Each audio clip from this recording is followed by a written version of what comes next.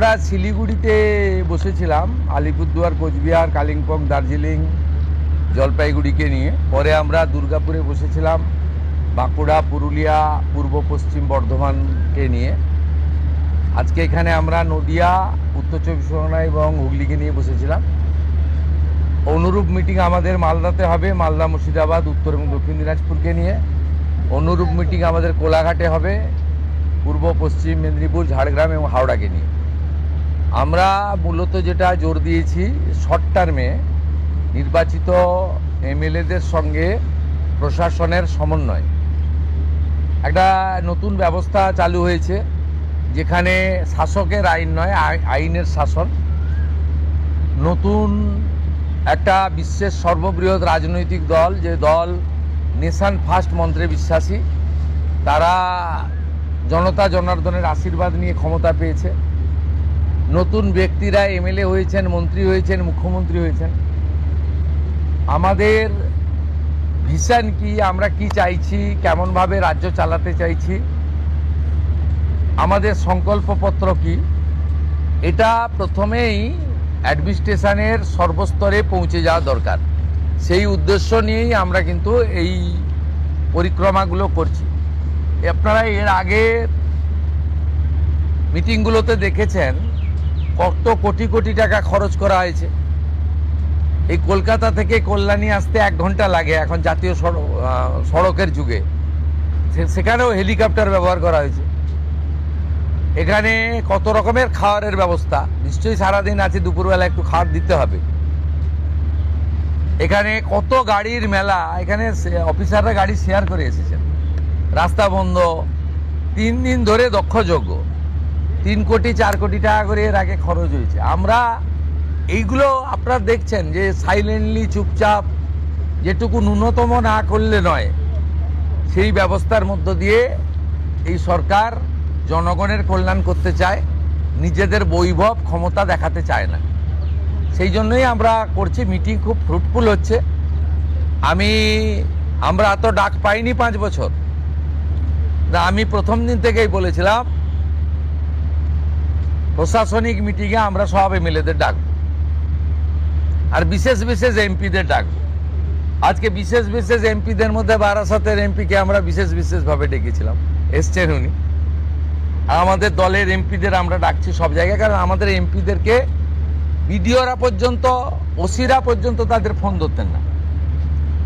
এই সিস্টেম তো ঠিক না। আমরা এখানে বলেছি, আইপিএস আইএসরা জানেন একটা পাবলিক রিপ্রেজেন্টেটিভকে কিভাবে রেসপেক্ট দিতে হয়।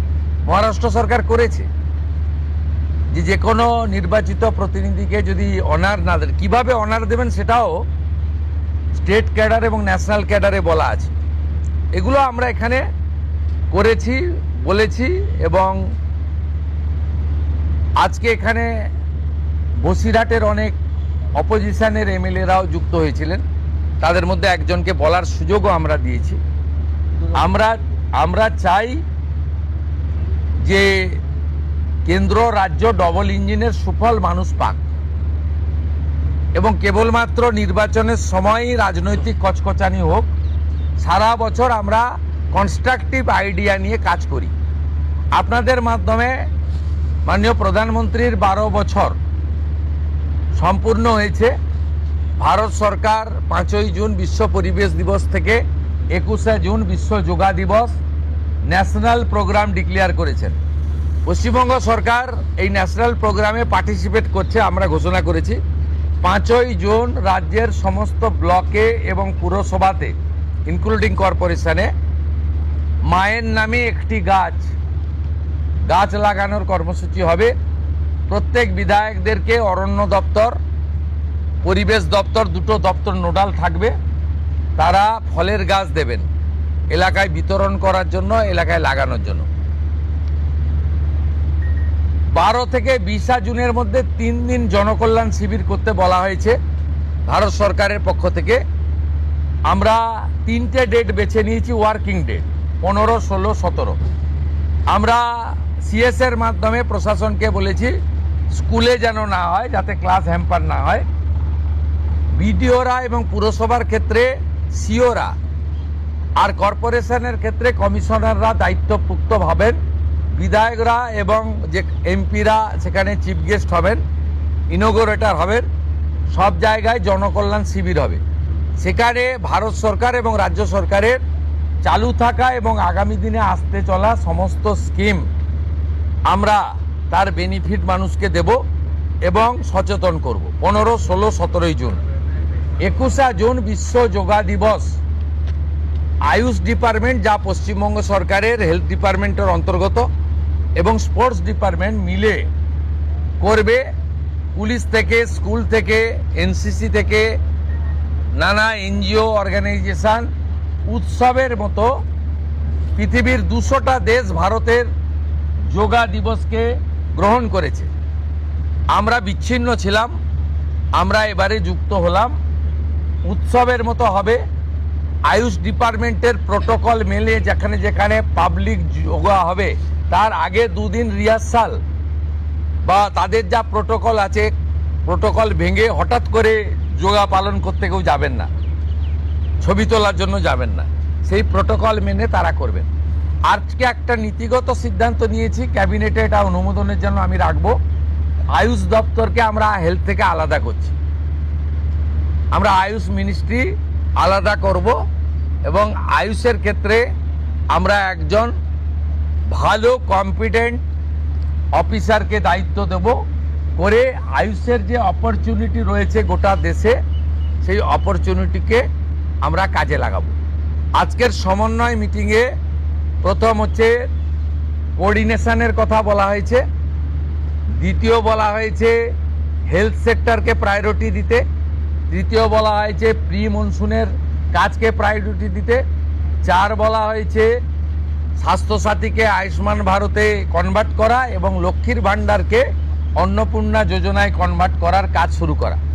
আগামীকাল বিকেলে নবান্ন থেকে আমি এবং সংশ্লিষ্ট দপ্তরের মাননীয় মন্ত্রী, সিএস, এফএস এবং অন্য আধিকারিকদের উপস্থিতিতে অগ্নিমিত্রা পাল এবং আমি একটি ফর্ম পাবলিশ করব, যেই ফর্ম অন্নপূর্ণা যোজনায় ফিল আপ করতে হবে। এবং আমরা কালকেই বিস্তারিত বলবো, কারণ এনরোলমেন্ট যখন যত তাড়াতাড়ি করবেন তত বেনিফিট আমরা দিতে পারবো। আমাদের অন্নপূর্ণা যোজনার প্রক্রিয়াটা শুরু হয়ে যাবে কাল থেকে। যেমন যেমন ফর্ম ফিল আপ হবে তেমন তেমন 3000 টাকা ট্রান্সফারও শুরু হয়ে যাবে। আর যতক্ষণ না 3000 টাকা ট্রান্সফার হচ্ছে, স্বাস্থ্যসাথী যেমন কন্টিনিউ রাখা হয়েছে আয়ুষ্মান ভারত কনভার্ট না হওয়া পর্যন্ত, এখানে আপনার লক্ষ্মী ভাণ্ডারকেও কন্টিনিউ করা হবে। বিস্তারিত কালকে আপনারা জানতে পারবেন, ফর্মের কপিও আপনারা কালকে পাবেন। অফলাইন অনলাইন অবশ্যই থাকবে, শুধু পাবলিকের উপরও ছেড়ে দেওয়া হবে না। বিধায়করা নিজ উদ্যোগে ফর্ম ফিল আপ করাবেন এবং সরকারও বিডিওদের নেতৃত্বে প্রত্যেক বাড়িতে বাড়িতে ফর্ম ফিল আপের জন্য সহযোগিতা করার জন্য লোক পাবেন। এবং মাথায় রাখতে হবে, ভারতীয়রাই কেবলমাত্র এই সুযোগ পাবেন, অভারতীয়রাই সুযোগ পাবেন না। ভারতবর্ষের সরকারের টাকা বাংলাদেশ থেকে আসা অবৈধ অনুপ্রবেশকারীদের দেওয়ার জন্য নয়, এটা খুব ক্রিস্টাল ক্লিয়ার। সরকারি বাসে আপাতত সব মহিলাদের আমাদের ফ্রি সুযোগ তারা পাচ্ছেন আগামী সপ্তাহ থেকে। তো আগেই ক্যাবিনেট অনুমোদন দিয়েছে, এটা কার্যকর হচ্ছে। কিন্তু আমরা এখনই সবাইকে, সব মহিলা বললে সুযোগ দিলে পরবর্তীকালে কিন্তু কার্ড করব। আমরা দেখেছি ডোমকলে বিগত সরকারের সময় পুরুষরা লক্ষ্মীর ভাণ্ডার পেয়েছেন। কেউ যদি মুখ মাথা চাপিয়ে রেখে শিলিগুড়ি থেকে এনবিএসটিসির ভলভো বাসে উঠলেন দীঘা আসবেন বলে, তিনি যদি বোরখা পরে চলে আসেন তাহলে তাকে পুরুষ না মহিলা দেখার কোনো মেকানিজম বাসের ড্রাইভার কন্ট্রাক্টরের নেই। আপাতত চালু করলেও পরে আমরা মহিলাদের জন্য আলাদা ফ্রি কার্ড করে দেওয়ার ব্যবস্থা করব। আমরা প্রাথমিকভাবে আলোচনা করেছি এবং এটা আমরা কার্যকর করতে চলেছি। আমাদের মা ক্যান্টিন রয়েছে, সেই ক্যান্টিনগুলোতে 367টা, তাই তো অ্যাপ্রক্স 400-র কাছাকাছি সংখ্যা আপাতত এই থাকছে। সেখানে আমরা 2 দিন করে মাছ খাওয়াবো সপ্তাহে। দুদিন করে মাছ খাওয়াবো, 5 টাকাতেই খাওয়াবো। এই কাজগুলো আমরা করছি। বাকি অন্যান্য বিষয়গুলো আছে, হবে। আমরা কয়েকটা প্রোগ্রাম পেয়েছি। সেটা হলো আগামী 30 তারিখে কেন্দ্রীয় আরবান এবং পাওয়ার মিনিস্টার আসছেন, অগ্নিমিত্রা পাল মহোদয়, তার প্রোগ্রাম পুরো অ্যাসিস্ট করছেন। আমিও একটা সময় নিশ্চয়ই কার্সি মিট করব। 4 তারিখে শিপিং মিনিস্টার আসছেন, শিপিং রিলেটেড মিটিং হবে। 6 তারিখে মাননীয় রেলমন্ত্রী আসছেন। আর 8 তারিখে দিল্লিতে স্বাস্থ্য দপ্তরের সঙ্গে পশ্চিমবঙ্গ সরকার আয়ুষ্মান ভারতের এগ্রিমেন্ট করবেন। এই প্রোগ্রামগুলো আপনাদের মাধ্যমে আমরা জানাতে চাই। আমাদের সরকার, আপনাদের সরকার আগামী সপ্তাহ থেকে মুখ্যমন্ত্রীকে বলো বন্ধ হয়ে যাচ্ছে, তার জায়গায় আমরা নাম দিচ্ছি আপনার সরকারকে বলুন। আর পুরনো যে নাম্বার ছিল ও নাম্বারেরও বদল আসছে। এই সংক্রান্ত বিস্তারিত যেদিন আমরা লঞ্চ করব সেই দিন আপনাদেরকে নাম্বার জানাবো। নামটা আমি আজকেই জানিয়ে দিলাম, আপনার সরকারকে বলুন। মাননীয় রাজ্যসভার সাংসদ শ্রমিক ভট্টাচার্য মহোদয়কে নাম ঠিক করার জন্য সরকার পরামর্শ চেয়েছিল, তিনি এই নামটা ঠিক করেছেন। মুখ্যমন্ত্রী হিসেবে আমি সেই নামটা গ্রহণ করেছি। आज सुबह से देखा जा रहा है बहुत सारे बॉर्डर पे जमा हो रहे हैं, वो बॉर्डर क्रॉस करना चाह रहे हैं। क्या ये जो ऑर्डर आपने किया था, स्टेट गवर्नमेंट ने किया था, होल्डिंग सेंटर हर एक डिस्ट्रिक्ट में होना चाहिए, उसके बाद डर के मारे जो है लोग बॉर्डर क्रॉस करना चाह रहे ये हैं? एग्जिस्टिंग फॉरेनर्स एक्ट है, कोई नया कानून नहीं है। और ये लोग चला जाना चाहिए। और उनका बांग्लादेशी जो नागरिक है उनका लेने का जिम्मेदार तो है उनका। तो जब हम लोग यहाँ से बोल रहा था तब वहाँ से उनका जो स्पोक्स पर्सन है, मैं देखा था सोशल मीडिया में और यूट्यूब में आया, जो उन्होंने बताया जो बांग्लादेशी है वो तो हम लोग ले लेगा। तो ये सब बांग्लादेशी है, उसको ले लेना चाहिए। लेकिन ये लोग को, पुलिस को हम लोग बता दिया जेल में भेजने का जरूरत नहीं है। देश के रुपया में खाना खाएगा, कपड़ा देगा, मेडिसिन देगा।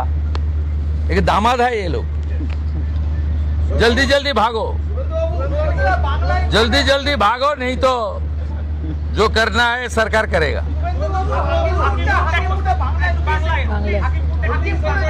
না না, আমি হাকিমপুর সম্পর্কে জানি না, আমি মিডিয়াতে দেখছিলাম। কিন্তু এটা নতুন কিছু নয়, প্রেজেন্ট অ্যাক্টই রয়েছে। এবং আমরা বলে দিয়েছি যে বাংলাদেশের অবৈধ অনুপ্রবেশকারী তাদেরকে কোর্টে পাঠানোর কোনো দরকার নেই, আইনে নেই। সরাসরি পুলিশ নেবে এবং বিএসএফ এর হাতে হ্যান্ডওভার করবে। বিএসএফ এর যা ভারত সরকার বাংলাদেশ সরকারের সঙ্গে আছে এগ্রিমেন্ট, তাতে বাংলাদেশি প্রুফ করে হ্যান্ডওভার করে দেবে। আমাদের জেলে 3 মাস 6 মাস 2 বছর রেখে আপনার চাল, আপনার ডাল, আপনার তেল, আপনার মাছ, আপনার ডিম, আপনার কাপড়, আপনার মেডিসিন ওদেরকে দেব কেন? এটা তো ভারতীয়দেরই ক্ষতি হচ্ছে, আমাদের রাজ্যেরই ক্ষতি হচ্ছে। সেই জন্য আইনটা এতদিন ছিল ভোট ব্যাংকের স্বার্থে কেউ বা কারা ব্যবহার করেনি। আমরা ভোট ব্যাংকের বাইরে গিয়ে দেশের স্বার্থে, রাজ্যের স্বার্থে এই আইন কার্যকর করছি। আবেদন করেছেন যে যারা এতদিন অভিযুক্ত রয়েছেন তাদেরকে গ্রেফতার করার জন্য এসপির কাছে, পুনরায় কি তদন্ত শুরু করবেন? আমি আবেদন পাইনি। এসপির কাছে উনি আবেদন করেছেন। এসপি নিশ্চয়ই ডিজিকে পাঠাবেন, ডিজি আমার সঙ্গে পরামর্শ করবেন। আমি হোম মিনিস্টার হিসেবে নিশ্চয়ই, আমার তো আইনের শাসন প্রতিষ্ঠা করার জন্যই আমাকে আপনারা মুখ্যমন্ত্রী করেছেন। তা আইনের শাসনে তামান্নাও আইনের শাসন পাবেন। আমরা তো বলেছি শাসকের আইন চলবে না, আইনের শাসন চলবে। বিরোধী দলের আমরা তো বলেছি স্কুল কলেজ মন্দিরের 1 কিলোমিটারের মধ্যে মদের দোকান লাইসেন্স দেওয়া যাবে না। এ সরকার অন্যভাবে চলবে, চিন্তার কোনো কারণ নেই। আমার সঙ্গে ভারত সরকারের মন্ত্রী জিতেন্দ্র সিং এর একটা মিটিং আছে 3:30-র সময়। এখন 2:30 বাজতে যায়, 1 ঘন্টা লাগবে যেতে। প্লিজ, সেটা হচ্ছে বিশেষ বিশেষ সাংসদ বিরোধীদের, তাদেরকে আপনি ডাকবেন এই বিশেষ বিশেষের কাজ যদি বলেন যে মানে যারা অনেকদিন পরে সত্য কথা বলছে তারাই বিশেষ বিশেষ সাংসদ। যারা বলছেন যে আপনারা আমাদের স্বাধীনতা পাইয়ে দিয়েছেন, যারা বলছেন যে এর কোনো ভবিষ্যৎ নেই, ফলতাতে যে চতুর্থ হয়েছে সে আর 1 তো দূরের কথা 2-এই আসতে পারবে না। এই তো সামনে ভবিষ্যৎ দেখতে পাচ্ছে। এই তালিকা আপনার কাছে প্রস্তুত? এই তালিকা তৈরি আছে। এই বিশেষ বিশেষ সাংসদ না আমি বলবো না, আপনারাই তো দেখাচ্ছেন। আমি তো আপনাদের চ্যানেলেই দেখছিলাম বারাসাতের সাংসদ কি বলছেন। তারপরে সরকারকে বললাম যে উনাকে ডাকুন, উনি নিশ্চয়ই কোঅপারেশন করতে চান। উনি আজকে বক্তৃতা করলেন, কোঅপারেশন করলেন, যাওয়ার সময় হ্যান্ডশেক করলেন, বলে এই প্রথমবার একটা ভালো মিটিং হলো। আমি এর আগে অনেক মিটিংয়ে যোগদান করেছি, বলতেই দেয় না।